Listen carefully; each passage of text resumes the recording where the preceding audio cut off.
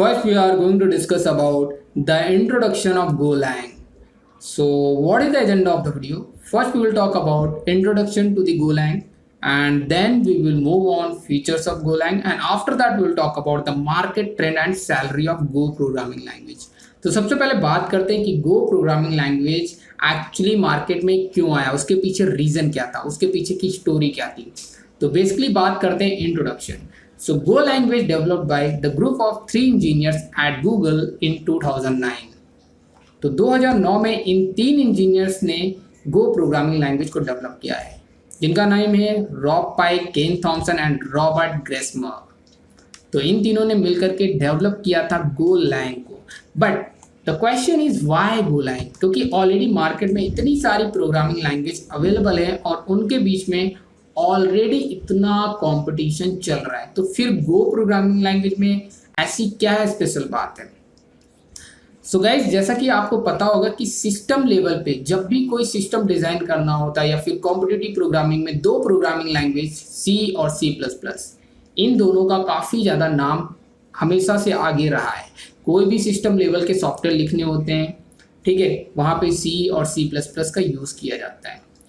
तो गाइस, दरअसल क्या है कि Rob Pike and Robert and Ken Thompson ये तीनों ही मिल करके एक ऐसे किसी प्रोजेक्ट पे काम कर रहे थे जहाँ पे इनको कुछ ऐसे इश्यूज देखने को मिले जहाँ पे C और C++ से भी उनकी प्रॉब्लम सॉल्व नहीं हो पा रहे थे. तो वहाँ पे बेसिकली C++ का फेलियर था कहीं ना कहीं, जब Rob Pike, Robert Griesemer and Ken Thompson work कर रहे थे.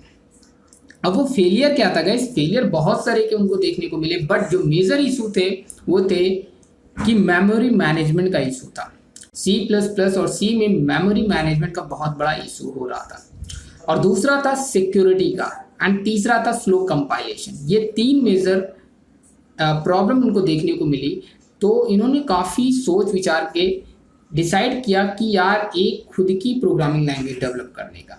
तो इन लोगों ने मिल करके एक नई प्रोग्रामिंग लैंग्वेज डेवलप की जिसका नाम है Golang. Golang stand for go language, right. और आपको गाइस हालांकि पता है या नहीं पता है कि गो लैंग्वेज का यूज़ करके जो कुछ ऐसे इतने स्ट्रांग टूल डेवलप किए गए हैं जो आज के एरा में काफ़ी ज़्यादा यूजेस में आ रहे हैं, वो हैं गाइस आपके कुबरनेटिस एंड डॉकर. जी हाँ गाइस, ये टोटली कंप्लीटली गो लैंग्वेज में लिखे गए हैं. ओके, अब बात करते हैं गो लैंग्वेज के फीचर्स के बारे में. ऐसे कौन से फीचर्स हैं जो अदर प्रोग्रामिंग लैंग्वेज से इसको कुछ अलग बनाता है? तो सबसे पहला जो फीचर्स यहाँ पे देखने को मिलेगा, मल्टीपर्पस लैंग्वेज. मल्टीपर्पस लैंग्वेज का मीनिंग है गाइस कि ये बेसिकली सिस्टम लेवल डेवलपमेंट के लिए भी यूज़ हो सकता है और वेब डेवलपमेंट के लिए भी यूज़ हो सकता है. आप रेस्ट एपीआई बिल्ड कर सकते हो, आप सिस्टम लेवल पे जैसे कि डॉकर एंड कुबरनेटिस जैसे अच्छे टूल डेवलप किए गए हैं, तो इसलिए मल्टीपर्पस लैंग्वेज की कैटेगरी में आता है. एंड दूसरा जो है compiled language. Compiled language feature का मीनिंग है कि बिफोर एग्जीक्यूशन द कोड, ये पहले उस कोड को कंपाइल करेगा. मतलब first compile just like a other programming language जो compile as compare to let's say कि इंटरप्रेटेड हमारी जैसे पाइथन है, तो उससे काफ़ी मच फास्टर है ये. आफ्टर कंपाइलेशन जब इसको एग्जीक्यूट किया जाता है तो इसका एग्जीक्यूशन फास्टर है as compare to interpreted language like Python. So that is another the good features of Go programming language. And the third one is static and strongly typed programming language. ये एक static and strongly typed है. जैसे कि जावा में क्या होता है कि कोई भी वेरिएबल आप यूज़ कर रहे हो, उस वेरिएबल को यूज़ करने से पहले आपको उसका डेटा टाइप बताना होता है. तो मतलब हर वेरिएबल का स्टैटिकली आपको फोर्सफुली डेटा टाइप पहले मेंशन करना होता है, देन आप उस वेरिएबल को अपने प्रोग्राम के अंदर यूज़ कर सकते हो. सो that is mean static, right, statically.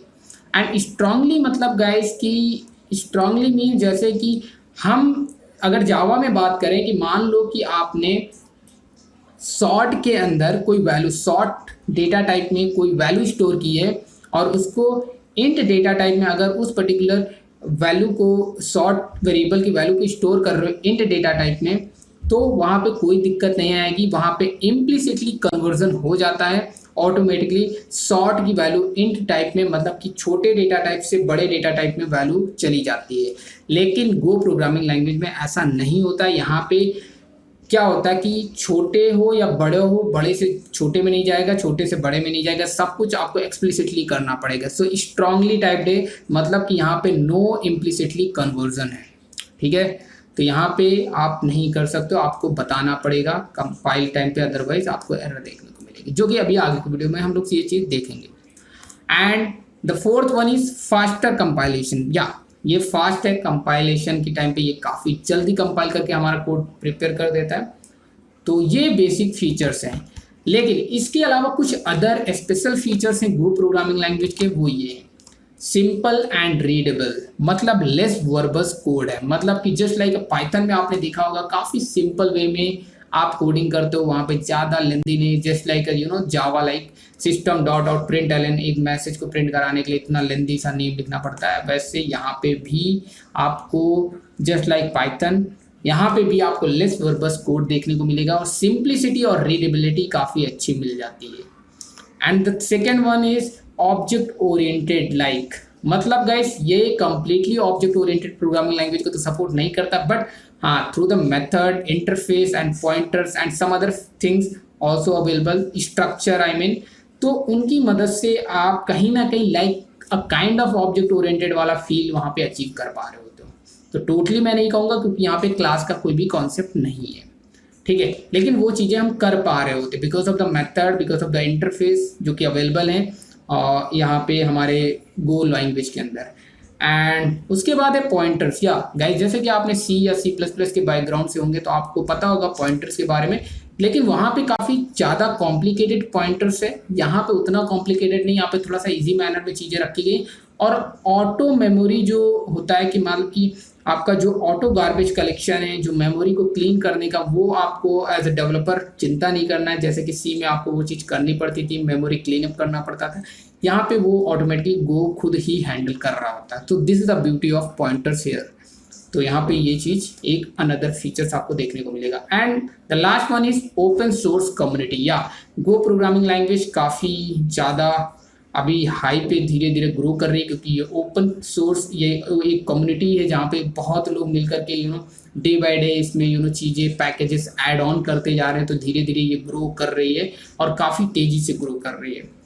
या so these are the features of Go programming language. अब गाइज बात करते हैं मार्केट ट्रेंड एंड सैलरी की बात। तो गाइज 2020 में स्टैक ओवरफ्लो के सर्वे के अकॉर्डिंग जो गो प्रोग्रामिंग लैंग्वेज है, अगर हम उसकी बात करें मोस्ट वांटेड प्रोग्रामिंग लैंग्वेज, अगर गाइस यहाँ पे राइट हैंड पे मेरे अकॉर्डिंग मेरी स्क्रीन पे जो यहाँ पे देख सकते हो, यहाँ पे वांटेड लिखा, मोस्ट वांटेड प्रोग्रामिंग लैंग्वेज गो थर्ड नंबर पे, पाइथन नंबर 1 पे एंड जावास्क्रिप्ट सेकंड नंबर पे। तो वांटेड में आपकी गो मतलब थर्ड पे। तो आने वाले दिनों में गो और भी आगे जा सकती है, मतलब गो का काफ़ी ज़्यादा डिमांड है। और गाइज अगर यहाँ पे देखोगे what languages are associated with the highest salary world wide, तो गाइज यहाँ पे देख सकते हो अगेन गो लैंग्वेज जो है नंबर 3 पे और पर्ल सबसे फर्स्ट पे। तो सैलरी वाइज गो प्रोग्रामिंग लैंग्वेज नंबर 3 पे। तो मतलब अगर सैलरी वाइज अगर आप मार्केट में कंपैरिजन करोगे तो पाइथन को भी बीट कर चुका है। ये 2020 का सर्वे है और स्टैक ओवरफ्लो के सर्वे के अकॉर्डिंग ये आपको डेटा देखने को मिलेगा। तो गाइस इस वीडियो से आपको अंदाज़ा लग गया होगा कि गो प्रोग्रामिंग लैंग्वेज क्यों आपको लर्न करने की ज़रूरत है।